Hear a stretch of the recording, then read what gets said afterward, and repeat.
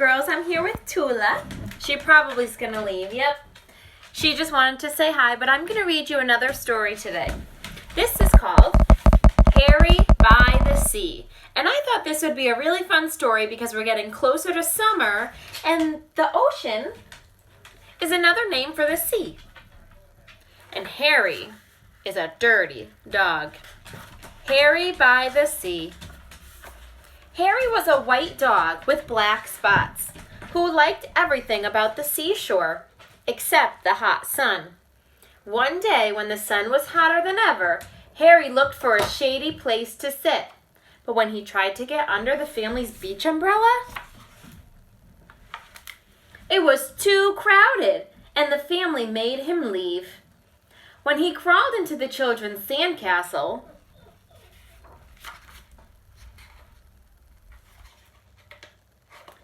the walls fell in, and the children chased him away.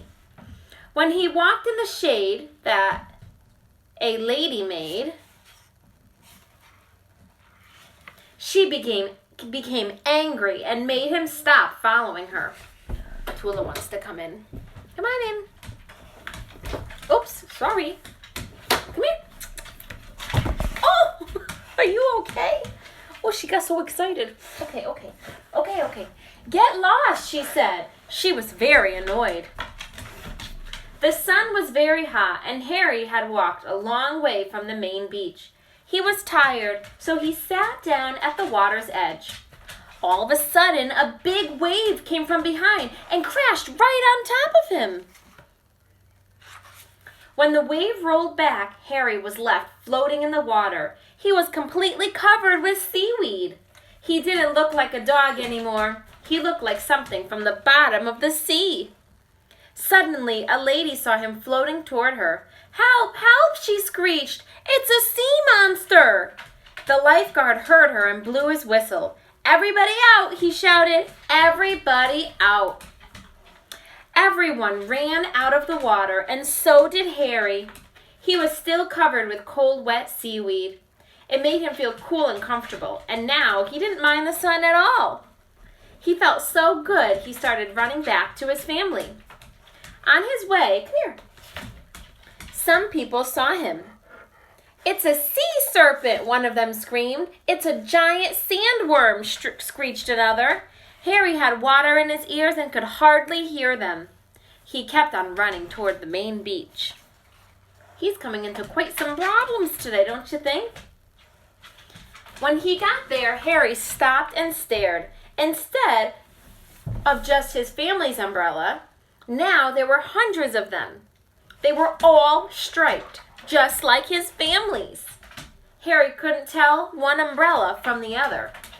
Suddenly, two beach attendants saw him. "Holy smokes," one of them gasps. "What's that?" "It's a bushy-backed sea slug," exclaimed the other. They whispered for a moment. Then they ran.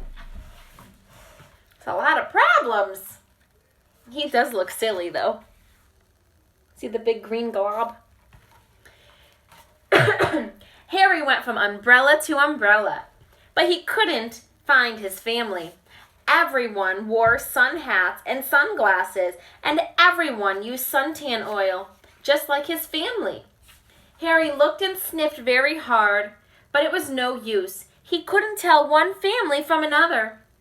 Suddenly, the two beach attendants came running back, carrying a big trash basket. They ran toward Harry. "Stand back," one of them said. "We're going to catch it, and we're taking it to the aquarium." Little do they know it's a dog in there. Uh-oh. Look at the picture and make a prediction. What do you think they're going to do? Then they tiptoed right up behind Harry and raised the trash basket over his head. Harry didn't know the beach attendants were behind him. He was listening to something else. He thought he heard someone calling his name. There it was again. "Harry, Harry, Harry!" Now Harry was sure. He didn't wait another second, just as the basket came down.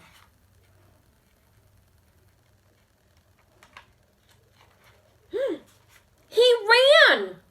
He ran right out of from under the basket. It happened so fast, the beach attendants just stood there with their mouths open. As he raced through the crowd, some people screamed, some people ran, and some people did both. But Harry paid no attention. He kept on running around the beach. When he stopped, he got to the hot dog stand. He stopped and barked happily. Behind the counter, the hot dog man was shouting. It was his voice that Harry had heard, but Harry had water in his ears and couldn't hear very well. The man wasn't shouting, "Harry, Harry, Harry." He was shouting, "Hurry, hurry, hurry! Get them while they're hot!" Oh, he was trying to sell hot dogs. Harry still thought the man was calling his name. He barked and jumped with joy. He jumped so much that suddenly the seaweed all fell off. When the crowd saw that Harry was a dog, they gasped. They could hardly believe their eyes. All at once, Harry began to jump higher than ever. He saw the children. They were running toward him. "Oh, Harry," they cried. "We heard you bark. We've been looking for you all over."